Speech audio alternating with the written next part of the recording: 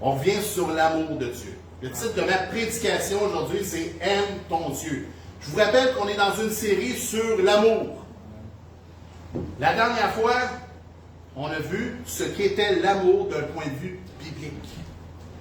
On entend parler d'amour dans le monde, on entend dans les chansons, on entend à la radio, on entend à la télé, on le lit dans les livres. On n'a jamais autant entendu parler d'amour. Et pourtant, on ne l'a jamais autant si peu vécu. On vit un amour qui est centré sur nous-mêmes. On vit un amour qui recherche notre intérêt. On recherche des relations dans lesquelles nous nous sentons bien. Mais l'amour, d'un point de vue biblique, c'est pas ça. Ce matin, je ne vais pas rentrer. La dernière fois, c'était 1 Corinthiens 13. Aujourd'hui, le verset biblique est simple. Je vous invite à ouvrir la parole en Matthieu 22, les versets 36 à 38.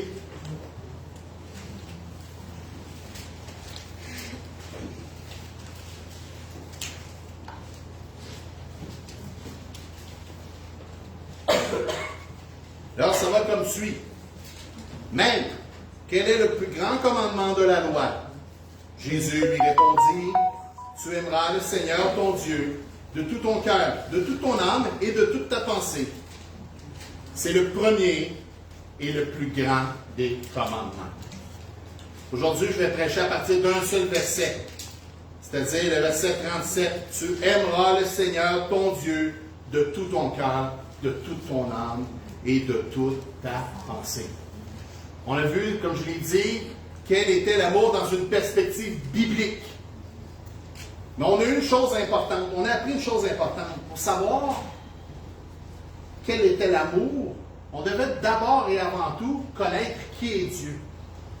C'est la même chose pour aimer ton Dieu. Comment pouvons-nous aimer Dieu si nous ne savons pas qui il est réellement?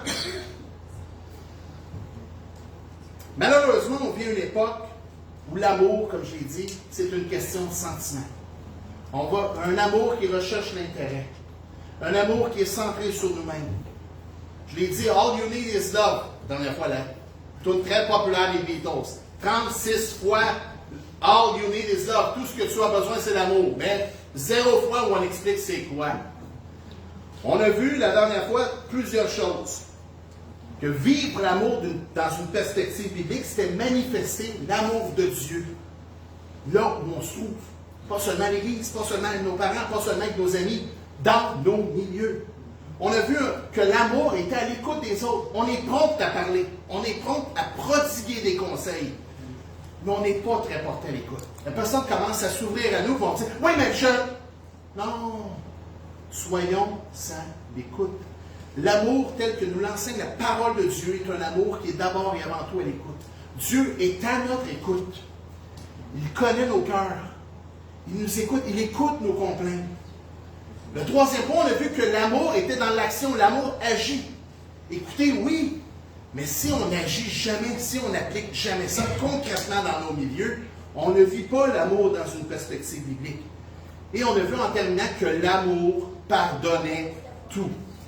Quand je l'ai dit, une chose que j'ai dit souvent, c'est, on dit, « Ah, moi je pardonne, mais j'oublie pas. » Si vous pensez ça, je vous dis tout de suite, vous êtes non seulement dans l'erreur, mais vous n'êtes pas biblique.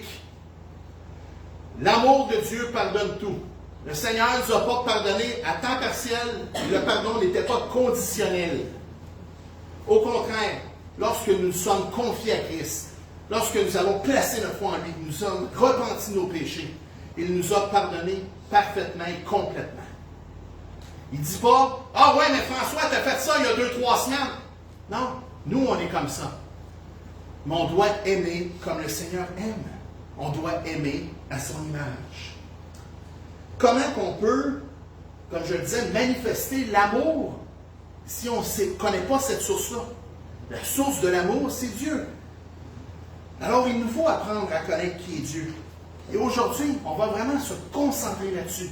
On va savoir qui est Dieu, qui est ce Dieu d'amour-là, compris. Est-ce que c'est un Dieu lointain, déconnecté, ou c'est un Dieu qui est en relation avec nous?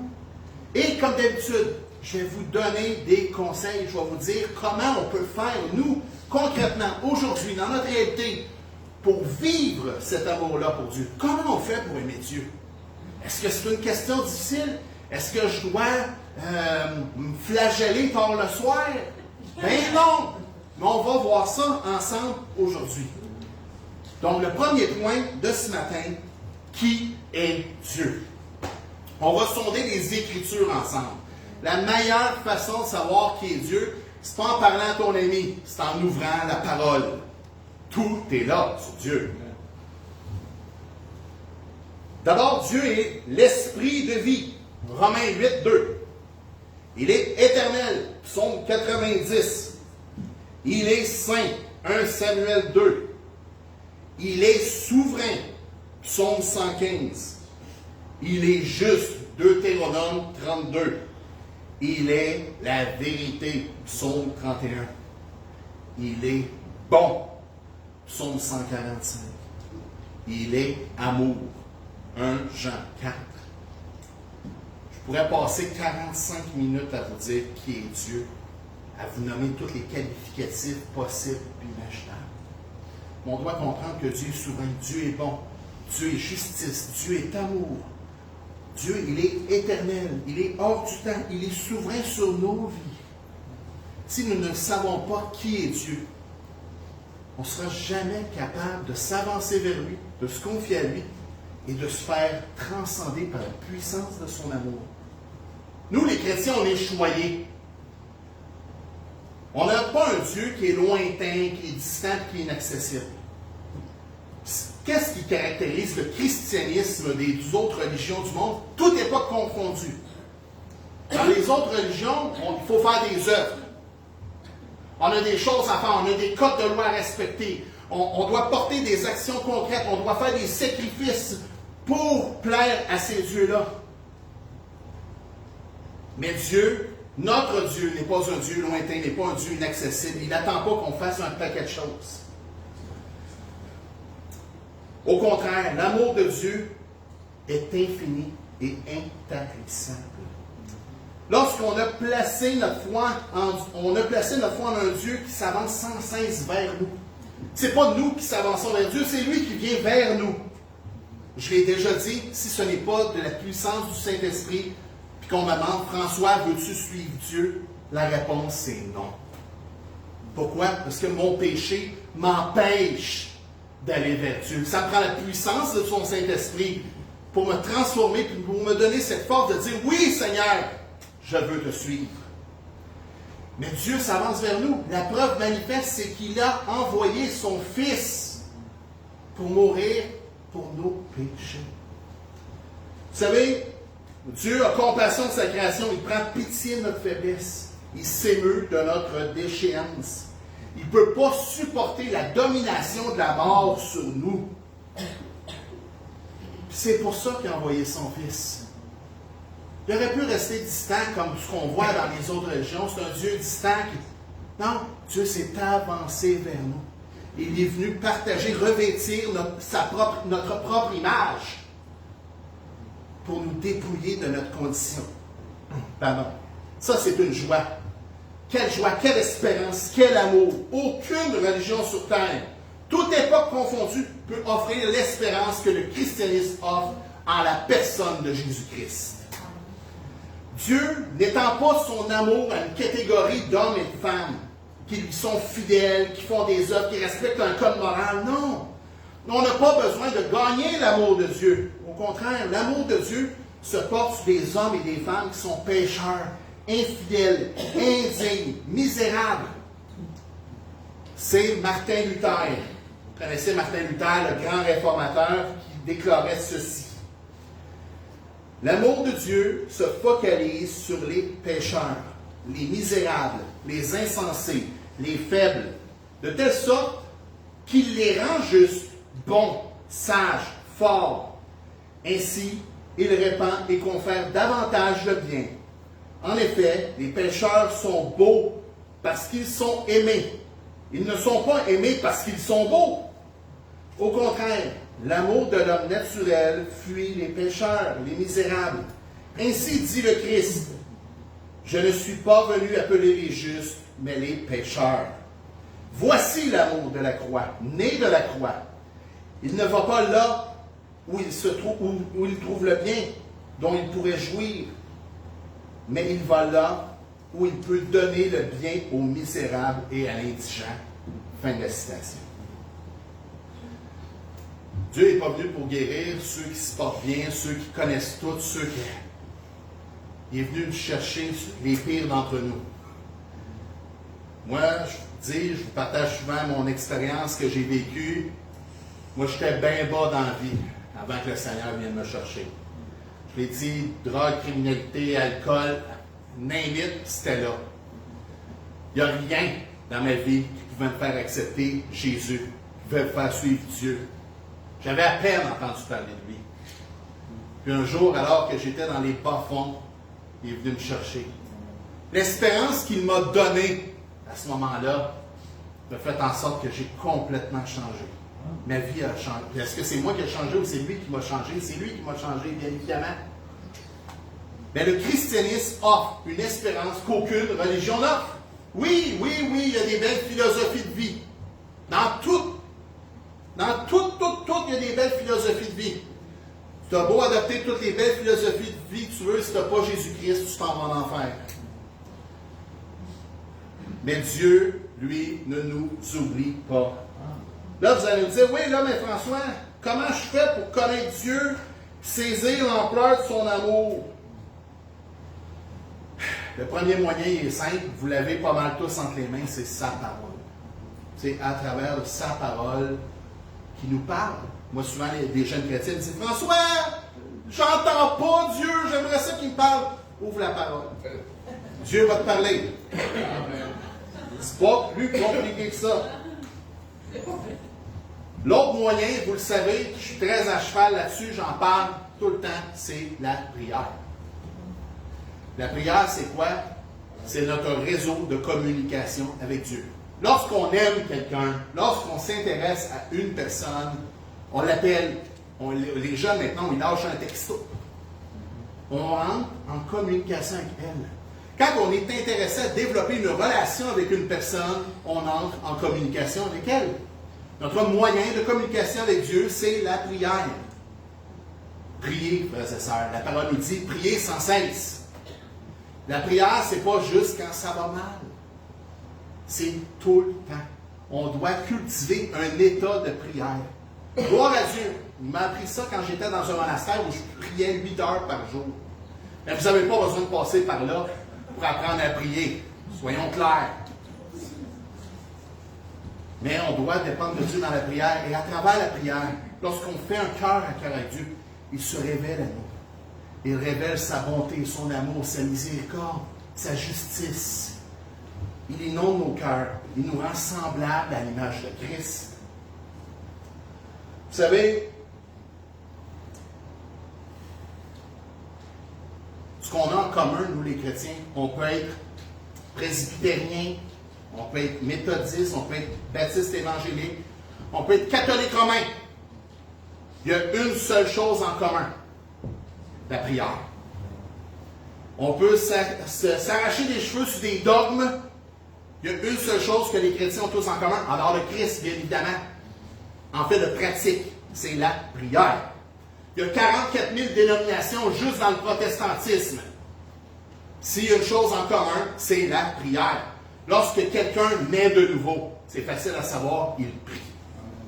Il rentre en communication avec Dieu. Dieu le transforme à travers cela. Cependant, il s'agit non seulement là d'une preuve d'amour, de prier, d'apprendre à connaître Dieu, de se connecter à lui, de se laisser transformer à lui. Mais c'est aussi une façon d'apprendre à le connaître. La prière, elle est très, très, très importante. La parole vous permet de savoir qui est Dieu. La prière vous permet d'entrer en communication avec lui, de vous laisser transformer par lui. Ce qui m'amène à mon deuxième point, c'est-à-dire comment faire pour aimer Dieu. Il y en a plein de moyens. C'est pas compliqué, il y en a plein. J'aurais pu faire 50 points, mais je n'ai pas 4 heures à vous parler. Je suis capable de vous parler 4 heures, mais vous ne voulez pas que je vous parle 4 heures. Voici ce que nous dit la parole. D'abord, aimer Dieu, c'est garder ses commandements. L'amour est intimement lié à faire ce que Dieu veut, c'est-à-dire ses commandements et sa volonté. En Jean 14, verset 15, ça nous dit ceci. « Si vous m'aimez, gardez mes commandements. » Bon, il existe diverses fausses idées dans le christianisme moderne concernant l'amour qu'on doit porter à Dieu. L'une des errances majeures, j'entends, c'est « Dieu est amour et miséricorde infinie, donc si je suis né nouveau, il va tout me pardonner, fait que je peux faire ce que je veux. » Ça, c'est un mensonge. C'est un mensonge. Si vous croyez ça, vous êtes né de nouveau, vous pouvez faire ce que vous voulez parce que vous êtes sauvé, vous êtes en train de rire à la face de Dieu. Ça, c'est grave. Puis, vous allez voir les jeunes dans les églises modernes. C'est le message qu'on envoie. Quand j'étais dans le catholicisme romain, on disait que non seulement tout était un moyen de salut, mais qu'on pouvait faire ce qu'on voulait, on était sauvés. Aïe aïe, c'est un mensonge de l'ennemi. On doit le rejeter. D'après ce faux raisonnement-là, nous avons commencé dans la foi, puis foi et aimer Dieu ont été séparés des questions pratiques, alors que foi et amour vont ensemble. On doit, vous savez, la parole nous enseigne qu'avoir la foi, c'est être fidèle à quelque chose. Le mot latin, le fidèle, c'est être fidèle, la foi. On est fidèle à quoi, nous, comme chrétiens? À Jésus-Christ. Il est le chemin, la vérité et la vie. C'est à lui que nous sommes fidèles. Il est le chemin. Là, je sais, là, vous allez me dire, ouais, mais là, François, tu nous as dit tantôt qu'aimer Dieu, ça n'avait rien à voir avec faire des œuvres. Là, tu me dis qu'il faut faire sa volonté, il faut suivre ses commandements. Là, tu es contradictoire. Ben non, je vais m'expliquer. Notre vision de l'amour est, comme je l'ai dit tantôt, pervertie par le monde, par la société. On veut vraiment nous faire croire qu'on doit poser des gestes concrets pour gagner l'amour de l'autre. Les religieux, le meilleur exemple biblique, c'est les pharisiens. Les pharisiens faisaient des œuvres constamment pour gagner l'amour de Dieu, pour prouver leur fidélité. Mais c'est pas comme ça que ça marche. Parce que j'aime Dieu, je fais des œuvres. Je ne fais pas des œuvres pour gagner l'amour de Dieu, mais parce que j'aime Dieu, je fais des œuvres. J'obéis à sa volonté, je suis ses commandements. Je donne un exemple. Ceux qui me connaissent plus intimement savent que je suis quelqu'un d'hospitalier. Quand j'invite les gens chez moi, je fais tout. Je sers tout. Les gens, ils sont assis et ils profitent. Je leur donne pas pour gagner leur amour, mais parce que j'aime les gens que j'invite à la maison. C'est un plaisir pour moi de les servir. C'est un plaisir pour moi de les mettre à l'aise. C'est un plaisir pour moi de prendre du temps pour eux, pour montrer qu'ils sont importants. Je ne fais pas ça pour gagner l'amour de ces gens-là, mais parce que je les aime, je vais faire ça. Et c'est ça la différence. Oui, nous devons, comme aimer Dieu, c'est garder ses commandements. Mais on ne garde pas ses commandements pour lui faire plaisir et pour gagner son amour, mais parce que nous aimons Dieu de tout notre cœur, de toute notre être, de toute notre pensée. On suit ses commandements. Et ces commandements ne sont pas un fardeau. Pourquoi? Parce qu'il nous soutient. Par la grâce, par la puissance du Saint-Esprit. Et non, ce n'est pas contradictoire. Pensez à ça. Quand vous faites quelque chose pour quelqu'un, le faites-vous pour gagner son amour ou parce que vous l'aimez, vous allez avoir tendance à le faire? Pour Dieu, c'est la même chose. Du moment que suivre les commandements de Dieu devient un fardeau, posez-vous la question du pourquoi vous le faites. Moi, je suis les commandements de Dieu et je suis très imparfaitement. Mais je le fais parce que j'aime Dieu. Parce que je veux marcher dans ses voies. Parce que tout ce qu'il a fait pour moi, c'est tellement grandiose. Je l'amène à mon deuxième point. Aimer Dieu, c'est se donner et dépendre complètement de lui. Bon, ça, je vous le dis souvent aussi. Oui, il s'agit de la prière, mais il faut dépendre de Dieu dans toute chose. Je vous l'ai dit, cet exemple-là, moi je dépends de Dieu pour boire ma gorgée d'eau que je vais prendre en ce moment. Pourquoi? Parce que si je ne dépends pas de Dieu, je bois ma bouteille d'eau, puis je juge. C'est pas compliqué. Je suis comme ça, parce que mon cœur est pécheur. J'ai besoin de Dieu pour aller au Walmart. Pourquoi? Parce que je me promène avec mon carrosse, je regarde le monde, hey, moi je suis bon pour juger, je suis bon en fancy. Hey, tu l'as-tu vu celle-là? Qu'est-ce qu'elle fait là? Hey, t'as tué son enfant, lâche pas de crier, moi, elle fait, elle crie pas. J'ai besoin de Dieu pour chaque chose. Aimer Dieu, c'est se donner et dépendre complètement de lui. La parole nous dit en Romains 12, verset 1.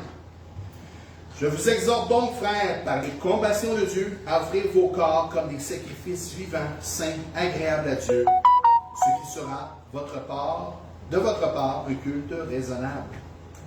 Le présent passage nous révèle quelque chose d'important sur la consécration. Il s'agit d'un sacrifice vivant.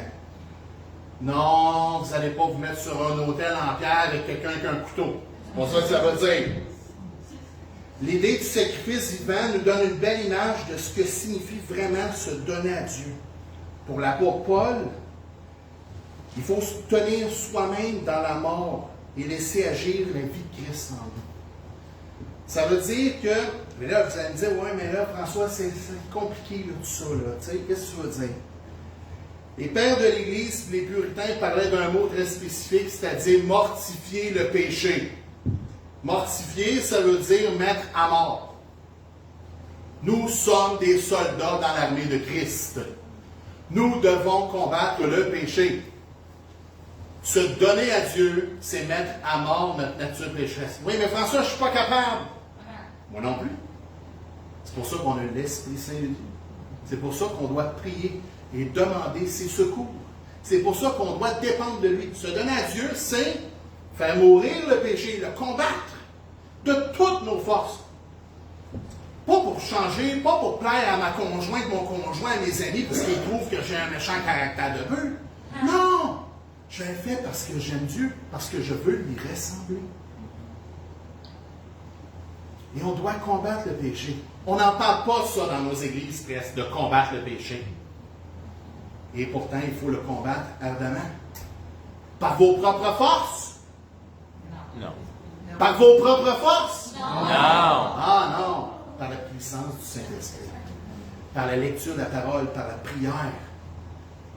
Dieu, vous n'êtes pas capable, mais Dieu peut vous rendre capable. Non pas seulement qu'il peut, il va vous rendre capable. Vraiment, se consacrer à Dieu, c'est important. Moi, je me lève tous les matins, l'une des premières choses que je fais, oui, Seigneur, je veux te suivre. Oui, Seigneur, je veux marcher dans tes voies. Non, Seigneur, je ne suis pas capable, mais rends-moi capable. Si vous adoptez ça, vous allez voir un changement, vous m'en parlerez, vous allez voir un changement majeur. On a tous des problèmes, on a tous des péchés, on a tous des moments difficiles. Mais Dieu est là tout le temps. Et c'est pour ça que nous devons dépendre de lui tout le temps. Le péché, oui, on est libéré de la condamnation finale. Mais le péché est toujours là. Parce qu'on aime Dieu, on combat le péché et on dépend de lui pour le combattre. Parce qu'en nos propres forces, nous ne sommes pas capables. C'est même à ma troisième application, donc comme aimer Dieu, c'est être un serviteur. Si vous m'avez vu courir un matin, j'ai servi. Ça me fait plaisir de servir l'Église de Christ. Je ne suis pas ça pour me plaindre. L'amour de Dieu, c'est un amour qui souhaite nous rendre semblables à l'image de son Fils. Quand on regarde la vie de Jésus, on constate que Jésus a été au service de tout le monde. Que ce soit par l'enseignement, par les guérisons, en prêchant le royaume de Dieu. Jésus n'est pas venu pour être servi, mais pour servir, nous dit Matthieu 20, verset 28. La nuit de son arrestation, Jésus a lavé les pieds de ses disciples et leur a laissé un dernier enseignement sur le service. Il dit, je vous ai donné un exemple, afin que vous fassiez comme je vous ai fait. Jean, chapitre 13.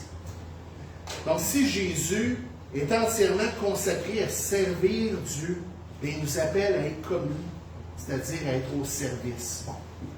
C'est facile de dire, je vais servir quelqu'un pour mes propres intérêts. Ça, c'est le service dans le monde. Regarde, je vais faire ça, là, la personne, puis elle fera ça en échange. C'est pas ça, servir selon Dieu. C'est servir avec un cœur qui va jusqu'au sacrifice. Le véritable service qui est indissociable de l'amour. On peut servir Dieu et pas y mettre le cœur. Alors qu'on peut servir Dieu et y mettre le cœur. Et c'est l'esprit de 1 Corinthiens 13. Il dit clairement que si notre service n'est pas basé sur l'amour, c'est inutile. On l'a vu, tu as beau avoir tous les dons possibles et imaginables sur terre, si tu n'as pas l'amour, ça ne vaut rien. On peut servir Dieu, venir à l'église tous les dimanches, mais notre cœur n'y est pas. Ça ne vaut rien.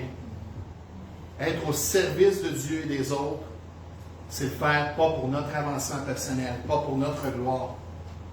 On le fait parce qu'on aime Dieu. On le fait gratuitement parce que ça nous fait plaisir de donner. Tout ce que nous avons nous vient de Dieu.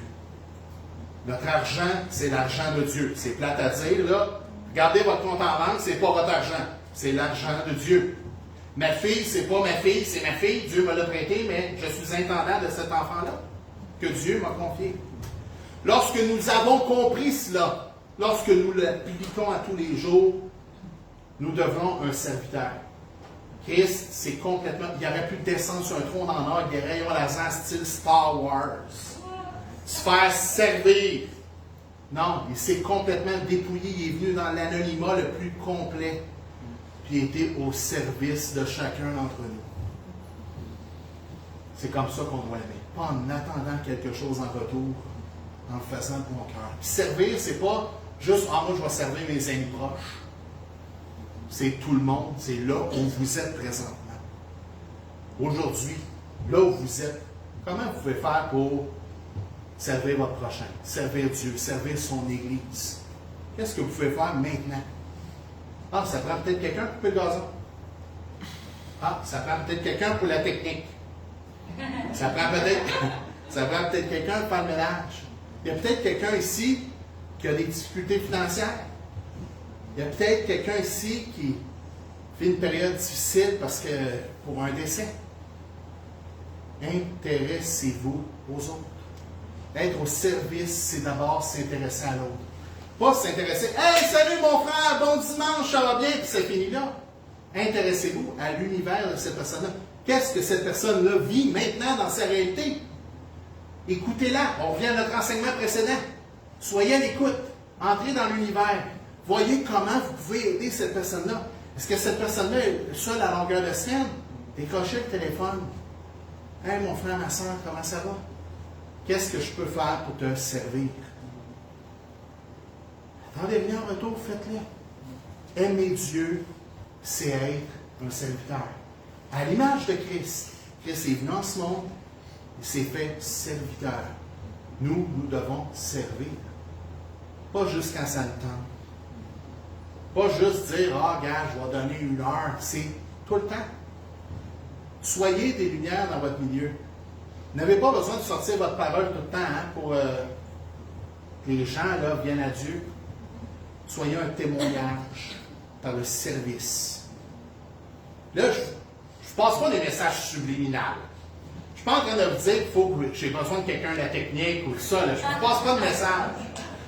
Mais je veux, ou presque, là, je vois Nathalie, mais je veux vraiment, là, pensez-y aujourd'hui, là. Comment vous pouvez servir une personne, quelle qu'elle soit? Pas juste pas ceux que vous aimez. Ça, c'est facile d'aider les gens qu'on aime. Allez voir quelqu'un que vous avez un peu de misère avec. Là. Puis intéressez-vous à cette personne-là. Entrez dans son univers. Comment je peux t'aider, mon frère, ma soeur?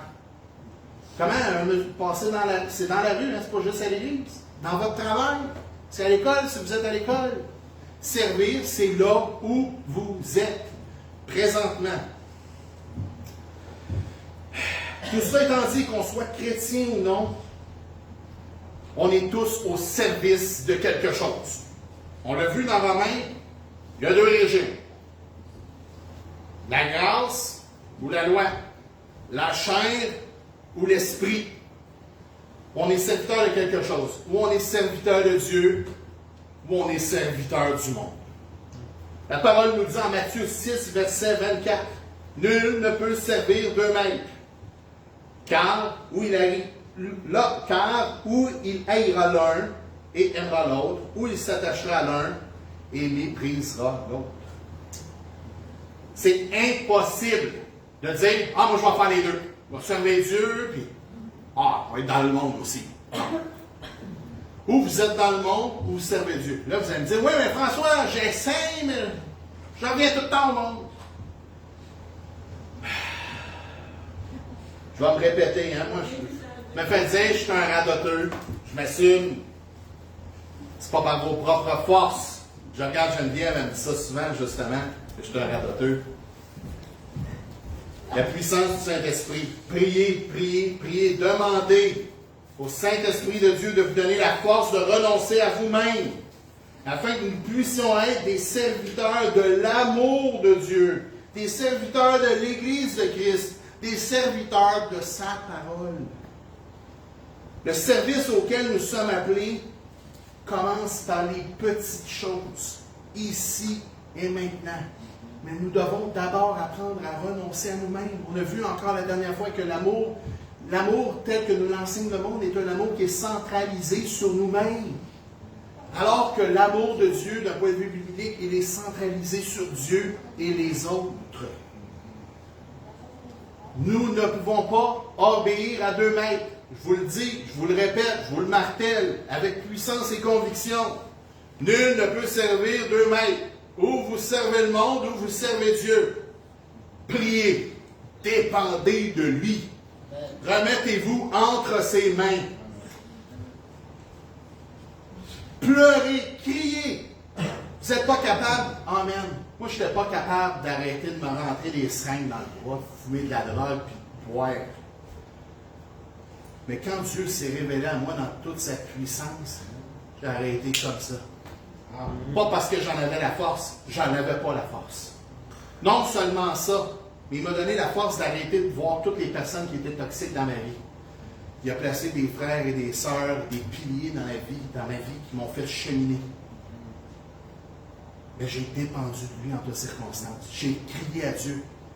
J'ai dit, Seigneur, je t'ai jamais parlé, mais tu connais mon cœur. Si tu me libères, si je gagne, je retourne dans ton église. Bon, j'ai dit avec Dieu, ça c'est pas à faire. Mais ça, c'était mon inexpérience. Mais j'ai crié à Dieu. J'ai dit, hey, aide-moi, je t'ai jamais parlé, mais aide-moi. Hey, il a pris. Tu vois, ouais, mon gars? Ça a changé drastiquement. Nul ne peut servir deux maîtres. Mais Dieu peut vous libérer de vos chaînes. Si vous avez placé votre foi en Jésus-Christ, vos chaînes sont brisées. On dit que la puissance du péché a été anéantie. On l'a vu dans Romains. Je vois le temps qui avance. Je vais conclure. Aimer Dieu de tout notre cœur, c'est le commandement le plus important. On l'a vu, on peut vivre ce commandement, on ne peut pas vivre ce commandement-là si on n'apprend pas d'abord à connaître qui est Dieu. On l'a vu, on le voit dans sa parole. Je vous dis, abreuvez-vous de la parole de Dieu. Vous allez savoir qui il est. François, Dieu ne parle pas, ouvre ta parole. C'est sa parole, il parle à travers sa parole. Pour aimer Dieu de tout notre cœur, de toute notre être, de toute notre pensée, nous devons d'abord savoir qui il est. Il faut ensuite entrer en relation avec Dieu par la prière. Aimer Dieu, ce n'est pas un état d'esprit dans lequel on se sent bien. N'aimons pas Dieu pour retirer une satisfaction personnelle ou en retirer une vaine gloire.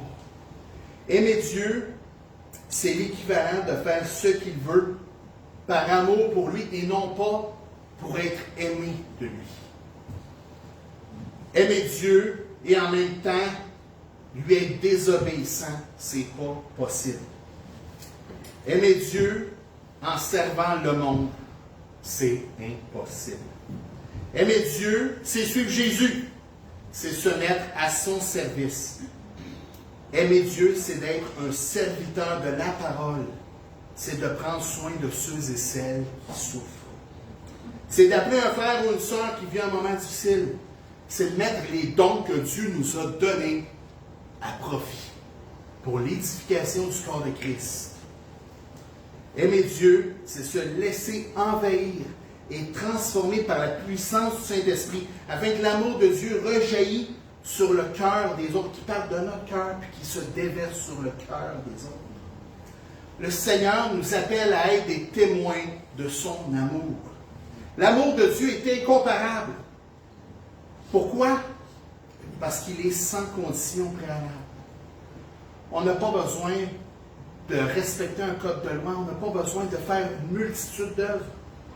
On a juste à dire, Seigneur, je veux te suivre. Je ne suis pas capable, mais rends-moi capable.